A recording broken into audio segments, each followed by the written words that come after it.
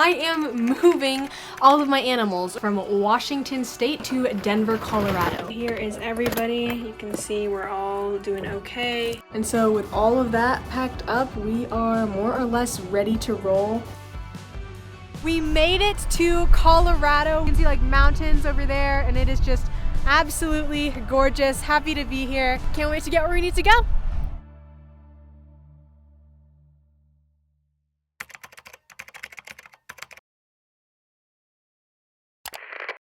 Alrighty, so I got the area more or less set up. I'm kind of just seeing how I feel about it.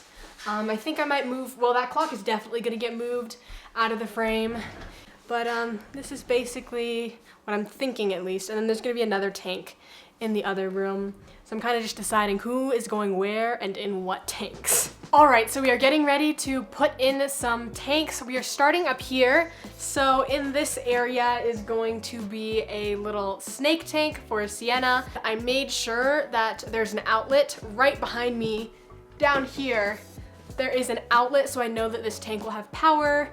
And we gotta get moving. These animals need to get back into their tanks, so let's hop to it. Since we have a lot of tanks to put in, I opted to mostly just film these and then narrate afterwards. So this is voiceover me coming in later to say hello. What we're setting up here right now is a 29-gallon reptile tank for my milk snake Sienna, as I mentioned. You can see her water bowl going in there in the corner, and there is Sienna. She is about 2 years old now, maybe 2.5. And this is the exact same tank she lived in before the move. As was the case with most of these enclosures, pretty much all of the supplies and decorations and equipment were all kept with the tank, so it was merely a process of getting those set up. So she's got a heat pad on this tank, and then of course a lid to prevent her from escaping. I think I might get a light for the top of this terrarium, so that sometimes she can have a light. Maybe I'll put it on a timer, and now we actually will have space for that up here too.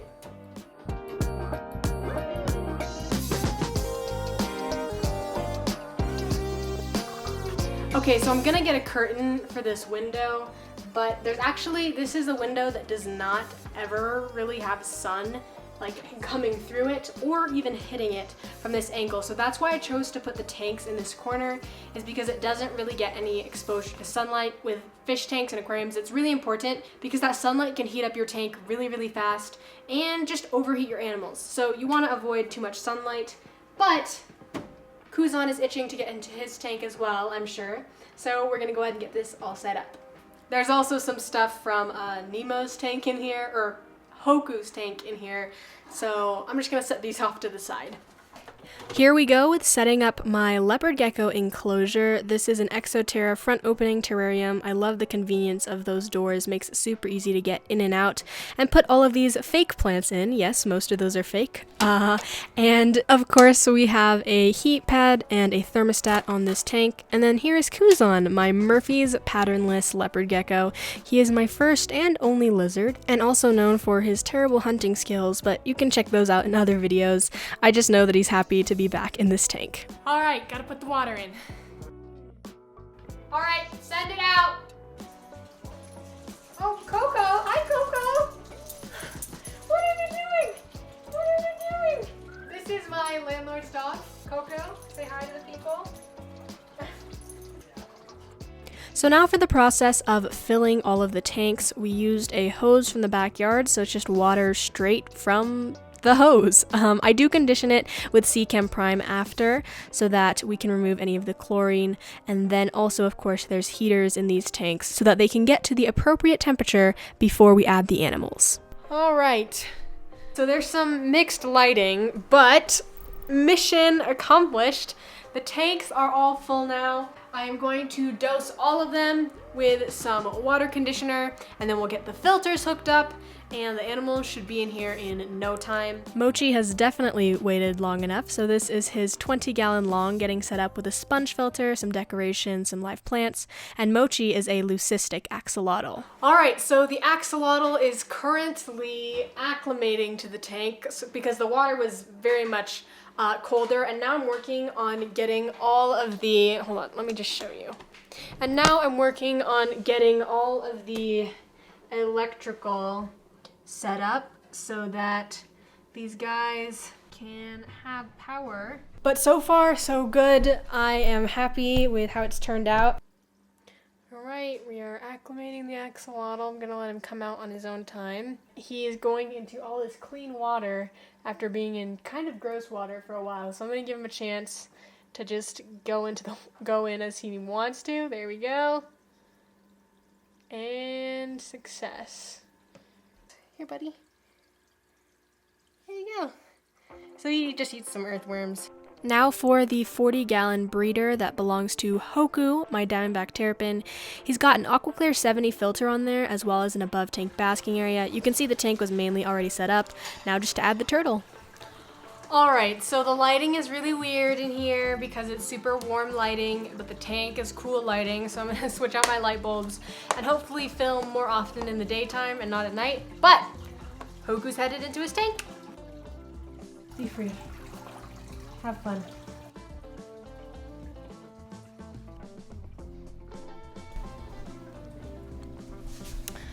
So you might notice that there's no longer a fish tank back there. That is because it was a 20-gallon and I was going to put all the musk turtles in there temporarily, but only a couple days in, I already have found a replacement tank at the thrift store that's basically like a brand new 36-gallon Bowfront. So I'm swapping to that already and setting up the musk turtles in that tank. Basically, they're going from half of what they had in the 75-gallon to this Bowfront, and it's much better than stuffing all of them into a 20-gallon until further notice.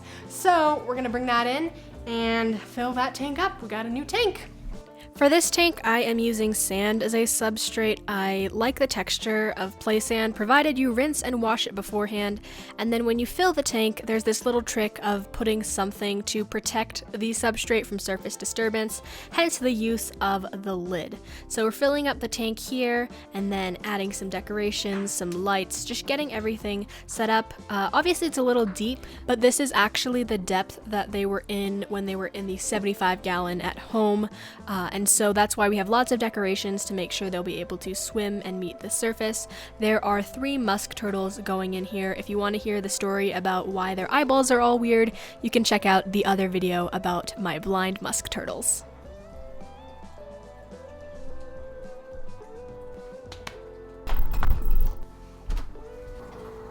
Ta-da!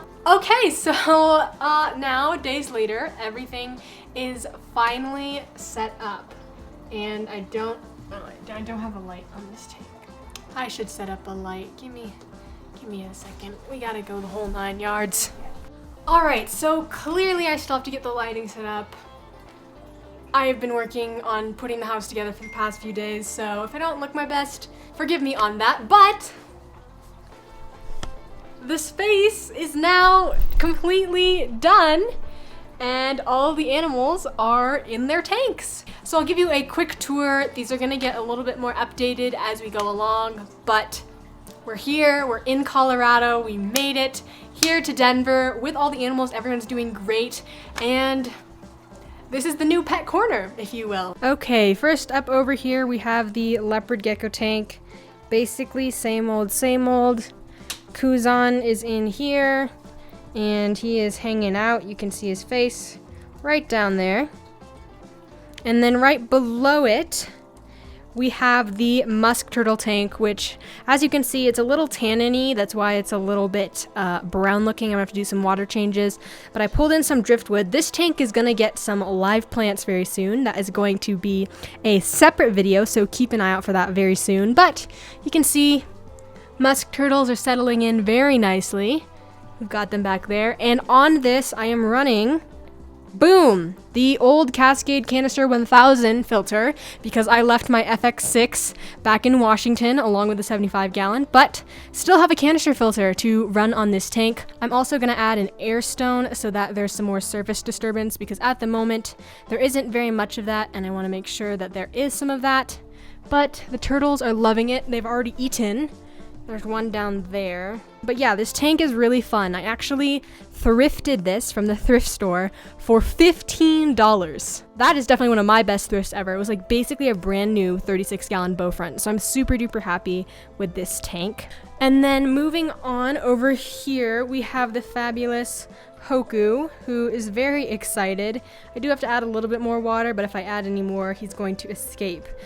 You'll also notice back here, maybe you'll be able to see, I have these these are special poster board sheets. I'll put the name up of what they're called. I forget what they're called.